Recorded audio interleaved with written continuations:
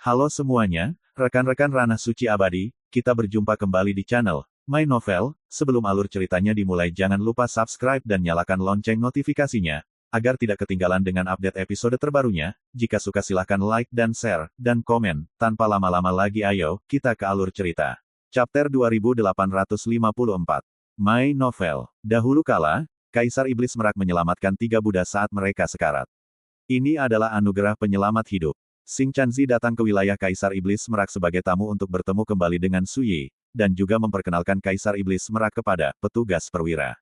Ini adalah kebaikan karena mengenalmu, cinta dari teman lama. Dan semua garis kausal ini bertemu dalam pertempuran hari ini. 3 inkarnasi Buddha adalah biksu berpakaian putih, Raja Iblis Merak, petugas kehidupan Su Yi, dan Xing Chanzi.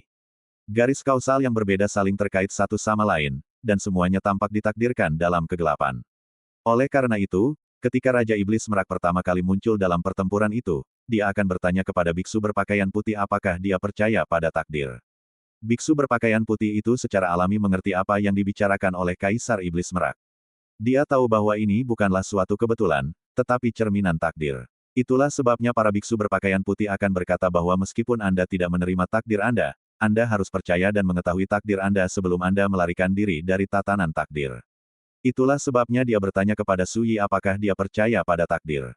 Jawaban Su Yi adalah bahwa keputusan manusia lebih besar dari langit, dan takdirnya sendiri ditentukan oleh dirinya sendiri. Namun, tidak menerima takdir tidak berarti dia tidak percaya pada keberadaan takdir. Jika takdir tidak ada, bagaimana sungai takdir ini bisa ada selamanya? Banyaknya garis kausal yang muncul dalam babak pembunuhan ini juga membuat Su Yi menyadari apa yang dimaksud dengan takdir. Jika bukan karena kenalan Xing Chanzi saat itu, Xing Chanzi tidak akan muncul dalam permainan pembunuhan hari ini, dan Raja Iblis Merak tidak akan membantu. Jika dia tidak bertanggung jawab atas buku takdir, mustahil baginya untuk mengenal Xing Chanzi. Dan perseteruan antara dirinya dan biksu berpakaian putih, dan anugerah penyelamat hidup antara Kaisar Iblis Merak dan biksu berpakaian putih, saling terkait karena Xing Chanzi. Dengan demikian, pertempuran sebab dan akibat yang saling terkait, dengan jumlah pastinya sendiri dalam kegelapan, dipentaskan seperti ini.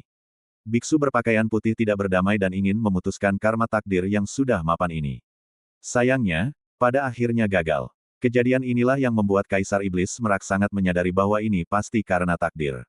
Dia juga tahu bahwa bahkan jika dia tidak bertindak, buku takdir di tangannya akan cukup bagi Su Yi untuk memasuki sungai takdir dan menghindari bencana fatal itu.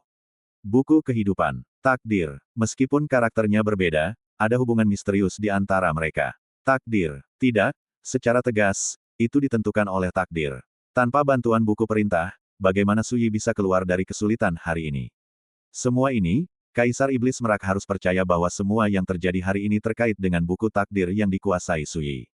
Ini adalah pengetahuan. Oleh karena itu, tanpa pengingat dan bujukan Xing Chanzi, dia tidak akan merebut buku takdir itu. Kata takdir itu misterius dan penuh misteri. Dan buku takdir, barang tabu yang melibatkan misteri takdir, membuat Kaisar Iblis Merak tidak berani mencurinya. Jangan takut pada 10.000, untuk berjaga-jaga. Sebagai perbandingan, seperti Xing Chanzi, menjalin hubungan baik dengan Su Yi tidak diragukan lagi merupakan pilihan dengan manfaat besar dan tidak ada salahnya. Bahkan jika pihak lain tidak benar-benar mengendalikan buku takdir sekarang, apa yang bisa dilakukan nanti? Dan Xing Chanzi juga samar-samar memahami hal ini. Dia tidak bisa menahan napas lega, dan berkata, Merak tua, kamu benar-benar mengejutkanku tadi. Kaisar Iblis Merak berkata dengan tenang, itu karena kau meremehkan kondisi pikiran dan penglihatanku saat ini. Xing Chanzi tersenyum, iya, memang salahku rongga mataku terlalu dangkal, dan aku menghakimi orang lain sendiri, dan aku mengganggu orang lain. Kapan kau berencana untuk kembali ke tempatmu? Kaisar Iblis Merak bertanya. Xing Chanzi berkata tanpa ragu, begitu tuanku meninggalkan sungai takdir, aku akan kembali. Raja Iblis Merak terdiam beberapa saat, dan berkata, dalam hal ini, aku harus mengingatkanmu, berhati-hatilah untuk tidak terseret olehku. Xing Chanzi tertegun, bagaimana situasinya, apakah kau menyebabkan bencana? Kaisar Iblis Merak tidak menjawab, tetapi berkata, kau akan tahu nanti. Xing Chanzi bertanya dengan gugup, apakah itu akan melibatkan komandan? Temperamen Kaisar Iblis Merak raos selalu sedingin air, jadi dia tidak bisa menahan diri untuk tidak terkejut. Dalam hatimu, apakah Su Yi begitu penting? Xing Chanzi tertawa dan berkata, aku juga percaya pada takdir, meskipun aku belum mengetahuinya, tetapi karena aku telah mengenali petugas takdir, bukankah wajar bagiku untuk berbagi segalanya dengannya? Raja Iblis Merak terdiam sejenak, dan berkata, semoga kau beruntung karena menjadi orang bodoh. Sejak hari itu, Su Yi tinggal di alam rahasia 5 warna, hidup menyendiri dan berkonsentrasi pada kultivasi. Di sini, ia tampak terisolasi dari dunia, dan tidak ada lagi keterikatan. Kadang-kadang, Xing Chanzi akan datang berkunjung, tetapi ketika ia mengetahui bahwa Su Yi sedang bermeditasi, ia tidak peduli, dan hanya menyeret Chen Xinghe untuk minum dan berbicara. Chen Xinghe mempunyai kepribadian yang berpikiran terbuka, dia tidak formal, dan dia sangat cocok dengan Xing Chanzi, dan merasa benci jika bertemu lagi nanti. Kadang-kadang, Chen Xinghe akan berinisiatif untuk mengunjungi Xing Chanzi sambil minum-minum. Mereka berdua bernyanyi tentang anggur, berbicara tentang zaman kuno dan modern, itu adalah kegembiraan yang nyata.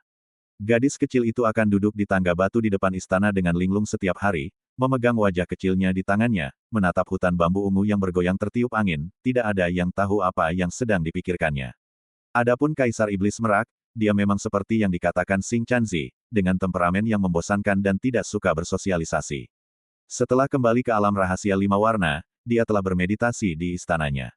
Hari-hari seperti itu semudah air. Tetapi bagi Su Yi, dia menikmati ketenangan yang langka. Jangan repot-repot dengan hal-hal yang remeh, dan berkonsentrasilah pada penyempurnaan Dao, yang akan memberi orang rasa puas karena terpenuhi. Dalam waktu singkat, dia tidak akan pergi. Setelah perang kekaisaran di kedalaman langit berbintang Wenzu berakhir, gempa bumi yang belum pernah terjadi sebelumnya melanda seluruh wilayah langit abadi. Seluruh dunia terkejut dan menyebabkan kegemparan. Perang Kaisar. Dari akhir era akhir Dharma hingga era Kaiyuan yang berlangsung selama jutaan tahun, hal ini belum pernah terjadi sebelumnya. Belum lagi dalam pertempuran ini, banyak kaisar surgawi yang tewas secara langsung. Ketika pertempuran ini dipentaskan, langit, bumi, dan iklim Wenzu terkena dampak yang parah, dan banyak bencana dan malapetaka yang mengejutkan terjadi. Konon, langit berbintang di luar Wenzu hampir hancur, dan bintang-bintang berjatuhan seperti hujan. Konon, dalam pertempuran ini, 4 kaisar surgawi Kaisar Wen, Kaisar Fuyao, dan Kaisar Changhen bergabung dan hampir membunuh Kaisar Jubah Merah. Semua ini membuat sulit untuk tenang, dan bahkan kekuatan besar di Sang Wuzu pun waspada. Bahkan 4 lautan, 5 ibu kota surgawi, dan 6 tanah suci menyebarkan berita tentang pertempuran ini kemana-mana.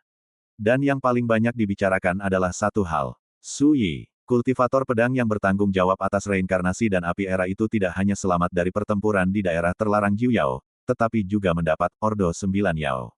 Dan pendukung di baliknya adalah Kaisar Surgawi Jubah Merah. Konon, pertempuran tak tertandingi yang mempertemukan para kaisar itu sendiri dipicu oleh kebutuhan untuk berhadapan dengan Su Yi.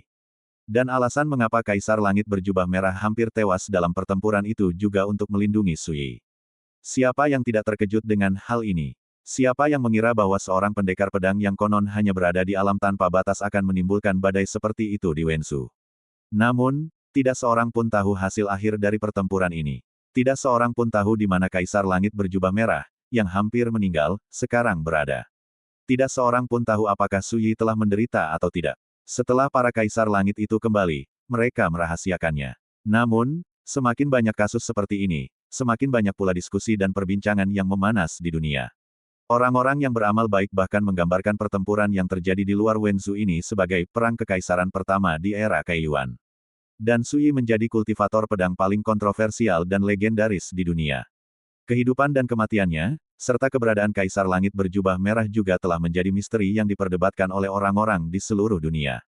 Pengerasan hati dan Jiansai. Di sebuah aula, mengenakan pakaian brokat, memegang kipas giok di tangannya, Yun Wuxiang, yang tampak seperti seorang pemuda, memegang kepala dengan ekspresi muram. Ini adalah kepala anjing. Hei ialah yang diubah menjadi kepala anjing oleh Li Sansheng dengan teknik mengubah roh. Li Sansheng masih hidup. Niat membunuh yang kuat melonjak dalam di mata Yun Wuxiang. Dia sudah tahu apa yang terjadi dari mulut Heiya, jadi dia tentu tahu bahwa Li Sansheng lah yang muncul selama pertempuran Kaisar Wenzu, yang menghancurkan Heiya dan membiarkan Lu Hongpo melarikan diri. Melapor kepada Tuan, Li Sansheng memang hidup, dan dia memegang pedang guru besar kota Kaisar Pedang. Ada kebencian dalam suara Heiya, jika bukan karena dia, Lu Hongpo pasti sudah mati, dan Su Yi tidak akan pernah bisa melarikan diri.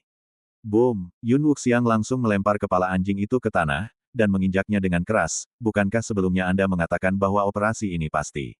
Bulu anjing Heiya menjerit, Tuan, Anda tidak mengatakan bahwa Li Sansheng akan muncul, apalagi bawahan. Yun Wuxiang sangat marah sehingga dia menginjak kepala anjing itu lagi, sampah. Pantas saja Li Sansheng tidak membunuhmu. Sampah sepertimu tidak berguna bahkan jika kamu masih hidup. Hei ya tidak berani mengatakan apa-apa lagi, melihat Yun Wuxiang tambah marah lagi. Setelah sekian lama, Yun Wuxiang akhirnya sedikit tenang, dan berkata, Li Sansheng memberimu cara untuk bertahan hidup, jadi kamu tidak mengatakan apa-apa. Hei ya berkata, Li Sansheng berkata bahwa ada cap di tubuhku, yang mencatat kata-kata yang diberikan kepadamu oleh penguasa kota Kaisar Pedang. Mata Yun Wuxiang menyipit, dia mengambil kepala anjing Hei Ya, memeriksanya, dan menemukan sebuah tanda. Hanya saja ketika dia melihat isinya dengan jelas, pipi Yun Wuxiang menjadi pucat dan jelek, dan dia sangat marah hingga hampir meremukkan tulang Hei Ya. Isi cetakan itu sebenarnya tidak misterius, itu murni sarkasme. Dibandingkan dengan paman kecilmu, dingin yang tak tertahankan, kau, Yun Wuxiang, benar-benar sia-sia. Aku tahu kau tidak yakin, tetapi kau punya nyali untuk mengalahkanku sendiri.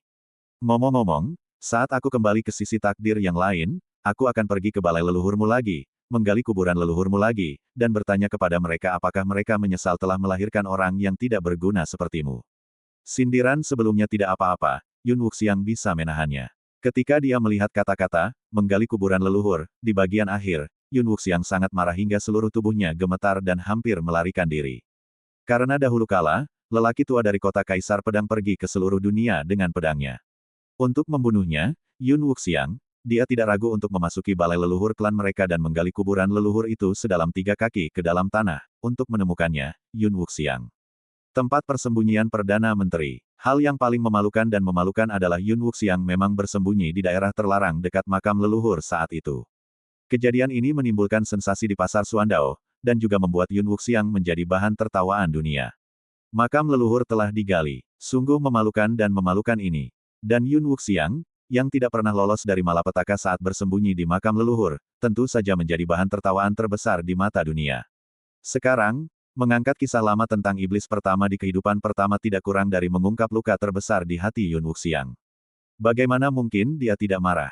Terlalu banyak intimidasi. Yun Wuxiang menggertakkan giginya, dan berkata dengan tajam, kemarilah, biarkan iblis hati Jiang Wuchen itu datang ke sini. Chapter 2855. My Novel. Mengeraskan hati dan Jiansai. Di depan sebuah pondok beratap jerami. Patriark, senior Yun Wuxiang mengundang Anda untuk datang. Seorang lelaki tua berdiri di depan pondok dan berbicara dengan penuh hormat. Dengan pelan, sesosok tubuh berjalan keluar dari pondok. Mengenakan pakaian panjang, dengan wajah tegas dan sosok ramping, dia tidak lain adalah Master Xie Jian. Begitu, Xie Jianzun hendak pergi, tetapi lelaki tua itu menundukkan kepalanya dan berkata melalui transmisi suara, Patriark, senior Yun Wuxiang itu sangat marah, Anda harus lebih berhati-hati saat pergi. Xie Jianzun tersenyum, matanya tidak jelas, tidak ada yang salah dengan itu selain tidak kompeten dan marah. Setelah berbicara, dia merenung sejenak, dan berkata, sudah berapa lama Anda bersamaku? Lelaki tua itu terkejut, meskipun dia tidak tahu mengapa Patriark bertanya, dia tetap menjawab dengan jujur, setelah Patriark secara pribadi meredakan pertikaian sipil di sekte, budak tua itu telah mengikuti Patriark. Kekacauan internal di sekte, Xie Jianzun menunjukkan nostalgia, waktu berlalu begitu cepat. Pada awalnya, Jiang Wuchen menderita malapetaka karma iblis hati, yang menyebabkan kekacauan di sekte Li Xin Jiansai. Alasannya sangat sederhana, beberapa orang tua meyakinkan, mereka percaya bahwa Jiang Wuchen sudah mati, mereka menganggap Xie Jianzun sebagai musuh bebuyutan, dan ingin membasminya. Orang-orang tua ini semuanya adalah veteran yang mengikuti Jiang Wuchen untuk menaklukkan dunia di masa-masa awal, dan mereka memiliki posisi dan kedudukan yang tinggi. Kekacauan yang mereka ciptakan bersama menyebabkan kepanikan di seluruh sekte. Dalam hal ini, Master Xie Jian mengambil tindakan tanpa ragu-ragu, dan menekan serta memenjarakan para tetua terkemuka satu persatu, dan kemudian akhirnya menumpas bencana ini dengan cara yang sombong dan berdarah besi. Sejak saat itu, tidak ada suara oposisi di Li Xin Jiansai. Tidak ada yang menganggapnya sebagai karma iblis lagi, tetapi masih menganggapnya sebagai Jiang Wuchen, Patriark Sekte. Saya tahu bahwa bahkan hari ini, banyak orang di sekte tidak mengakui saya sebagai Patriark, tetapi, itu tidak penting lagi. Setelah mengucapkan kata-kata ini, Master Xie Jian berjalan pergi. Hanya lelaki tua itu yang berdiri di sana dengan linglung, bertanya-tanya dan tidak yakin. Patriark, dia tampaknya sedikit tidak normal hari ini. Apakah ini yang Anda sebut strategi yang sangat jitu? Di aula utama, ketika dia melihat sosok Master Xie Jian, Yun Wuxiang berbicara dengan dingin. Dia duduk di kursi tengah, dengan satu kaki di kepala anjing tebing hitam, dan tidak ada jejak kemarahan di matanya. Xie Jianzun melangkah masuk ke aula, dan berkata dengan tenang, tidak ada hal yang mutlak di dunia ini. Sebelum mengambil tindakan, saya telah memberitahu Yang Mulia bahwa jika saya tidak dapat mengalahkan Su Yi kali ini, saya akan dianggap sebagai pecundang total. Wajah Yun Wuxiang menjadi gelap, matanya memancarkan niat membunuh, akui saja kekalahanmu. Jika saya tidak melangkah maju kali ini, bagaimana para kaisar surgawi itu dapat bekerja sama dengan Anda? Sekarang setelah saya menderita kekalahan yang begitu dahsyat, di mana Anda ingin saya meletakkan wajah saya? Xie Jianzun berkata, Yang Mulia, Anda dapat membunuh saya sebanyak yang Anda inginkan. Tidak ada jejak fluktuasi emosi di wajahnya, dan ketenangannya sangat menakutkan. Yun Wuxiang mengerutkan kening, dan berkata, membunuhmu akan terlalu murah bagimu, bagaimana dengan ini, saya akan memberimu kesempatan untuk menebus dosa-dosamu, dan segera mengeksekusi semua orang di Lixin Jiansai. Xie Jianzun diam-diam menyipitkan matanya, mengapa? Yun Wuxiang menyeringai dan berkata, untuk melampiaskan amarahku. Aku tidak senang, jadi tentu saja aku ingin membuat orang lain juga tidak senang. Jiang Wuchen menciptakan studio pedang penguat hati ini, dan Su Yi adalah reinkarnasi Jiang Wuchen yang menghancurkan Lixin Jiansai. Aku tidak percaya padanya, Su Yi tidak sulit. Xie Jianzun berkata-kata demi kata, aku akan sangat tidak nyaman. Yun Wuxiang mencibir, aku akan berhenti di situ. Kau membantai semua orang di Lixin Jiansai, atau aku yang melakukannya, kau pilih. Master Xie Jian terdiam. Setelah waktu yang lama, dia berbalik dan berjalan keluar dari aula perlahan.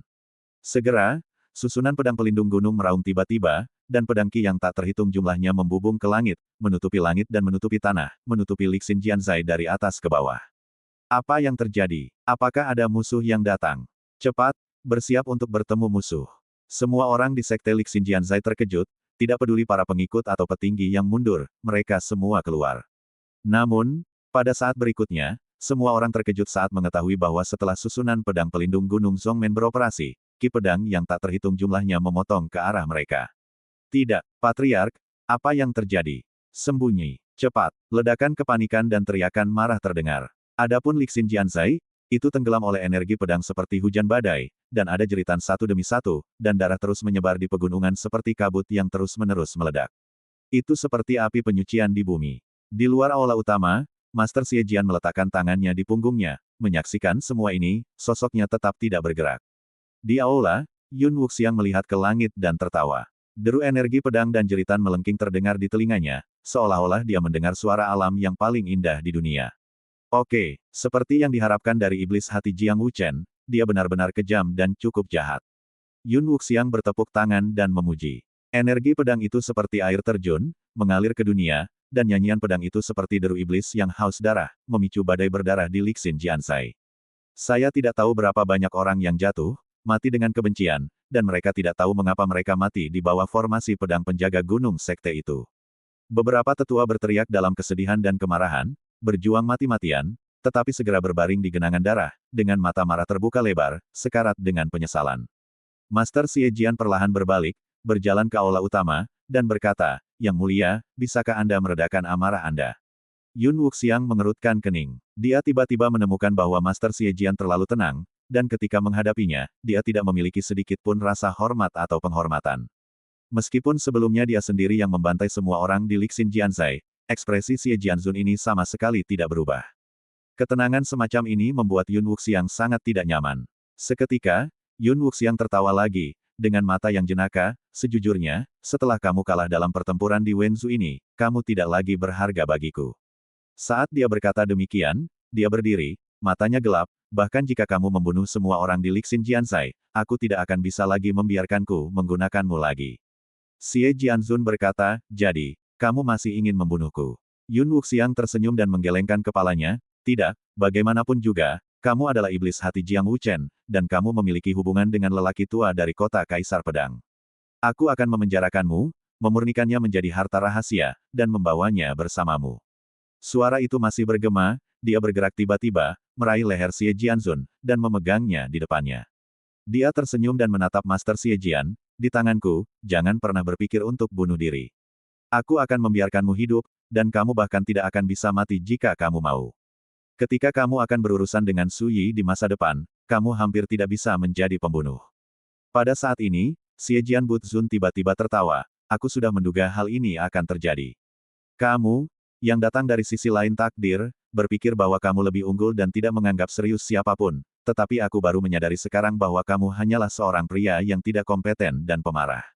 Buang-buang. Yun Wuxiang terkejut sejenak, wajahnya menjadi gelap. Sebelum dia bisa membuka mulutnya, Master Xie Jian melanjutkan, karena kamu membuka langit dan berbicara dengan cerah, aku mungkin juga akan memberitahumu bahwa aku telah bersiap untuk yang terburuk sejak hari aku memilih untuk bekerja sama denganmu. Yun Wuxiang mengerutkan kening, apa maksudmu? Bodoh. Ada sedikit rasa kasihan di mata Xie Jianzun, saat berhadapan dengan Su Yi, kau pikir kau memanfaatkanku, tapi kenapa aku tidak memanfaatkanmu? Bukan kau. Aku tidak punya kesempatan untuk membuat Kaisar Surgawi itu bekerja sama. Bahkan jika aku kalah pada akhirnya, apa kerugian yang kau lihat untukku? Kebanyakan orang yang mati adalah mereka dari 3 Kaisar Surgawi. Wajah Yun Wuxiang muram, ia menahan amarahnya, dan berkata, hanya itu. Xie Jianzun tertawa, tentu saja tidak, aku sudah mengatur segalanya sebelum pembunuhan di Wensu. Apa kau pikir aku tidak bisa menebak bahwa jika aksinya gagal, kau akan melampiaskan amarahmu padaku? Yun Wuxiang menunjuk keluar aula, jika kau meramalkan hal-hal seperti dewa, bagaimana mungkin kau tidak bisa menebak bahwa aku memintamu untuk membunuh semua orang di Lixin Jiansai? Xie Jianzun tertawa semakin tidak bermoral, aku lupa memberitahumu bahwa setelah memilih untuk bekerja sama denganmu, dalam beberapa tahun terakhir, aku telah berturut-turut mengeluarkan perintah dengan berbagai nama untuk mengusir para pengikut sekte yang dapat dipercaya itu secara berkelompok. Mereka yang masih tinggal di sekte itu entah rakus akan hidup dan takut mati, atau mereka adalah mata-mata yang ditanam oleh kekuatan lain di Lixin Jiansai. Kematian bukanlah hal yang disayangkan. Mengatakan itu, Master Xie Jian tampak merasa lebih nyaman, dan menghela napas panjang, di mata banyak orang di dunia, aku adalah iblis hati Jiang Wuchen. Aku mendominasi, kejam dan bengis, keji, dan sangat jahat sehingga aku tidak memiliki hati nurani. Tetapi siapa yang tahu bahwa kejahatanku disebabkan oleh kebaikan Jiang Wuchen? Jiang Wuchen telah melakukan kebaikan sepanjang hidupnya dan tidak mendapatkan balasan yang baik, jadi aku akan melakukan kejahatan sepanjang hidupku dan menggunakan kekerasan untuk mengendalikan kekerasan. Xie Jianzun berkata datar, tetapi tidak peduli seberapa jahat dan kejamnya aku tetaplah seorang pendekar pedang. Semuanya, kecuali kebaikan yang tidak masuk akal itu, telah kuambil alih. Itu harus kujaga. Bagaimana aku bisa menghancurkannya? Di matamu, aku lemah, bahkan bukan kaisar langit, aku hanya bisa dimanipulasi olehmu, tetapi di mataku, kau lebih buruk dari kentut. Tatapan mata pendekar pedang jahat itu menjadi semakin menghina. Wajah Yun Wuxiang menjadi semakin jelek, seolah-olah dia telah memakan lalat mati, tetapi jika kau menghitungnya, dapatkah kau menghitung bahwa kau akan mati? Xie Jianzun tiba-tiba terdiam. Setelah beberapa saat, dia berkata, ketika aku berada di daerah terlarang Wenzu Jiuyao, aku benar-benar dikalahkan oleh Su Yi. Sejak saat itu, aku tahu bahwa tidak akan ada kesempatan untuk membalas dendam dalam hidup ini. Dalam suaranya, sulit untuk menyembunyikan kesedihan. Mengundang begitu banyak kaisar surgawi saat itu, pengaturan yang cermat untuk membunuh Su Yi tidak dapat membantu Su Yi. Di masa depan, bagaimana mungkin ada kemungkinan balas dendam? Belum lagi selain Su Yi, ada juga iblis dari kehidupan pertama. Apakah kamu tahu mengapa aku tidak mati dalam pertempuran saat itu? Bukan karena aku takut, juga bukan untuk meninggalkan jalan keluar bagi diriku sendiri, mencoba untuk bangkit kembali di masa depan. Master Xie Jian berkata dengan tenang, aku hanya ingin memiliki kesempatan untuk membersihkan kekacauan setelah aksinya gagal, dan kemudian aku dapat meninggalkan dunia ini dengan jujur dan sepenuhnya. Yun Wuxiang mencibir, tetapi di tanganku, kamu ditakdirkan untuk mati. Jika kamu tidak ingin hidup, kamu harus hidup. Xie Jianzun tampak menghina, karena aku tahu kamu tidak akan membiarkanku pergi, bagaimana mungkin aku tidak membuat persiapan sebelumnya? Ekspresi Yun Wuxiang menjadi gelap, apa maksudmu? Xie Jianzun membuka mulutnya dan meludahi wajah Yun Wuxiang, dan tertawa keras. Jangan lupa, kehidupan pertama Lao Su adalah penguasa kota Kaisar Pedang. Bahkan kematian pun terserah padamu. Tawa lebar itu penuh dengan kesombongan, kebanggaan, dan penghinaan terhadap Yun Wuxiang. Dan ketika suara itu terdengar, sosok Master Xie Jian tiba-tiba terbakar tanpa suara. My Novel. Bagi rekan-rekan pencinta My Novel, mohon dukungan, tekan like dan subscribe, agar Mimin tambah semangat lagi. Terima kasih.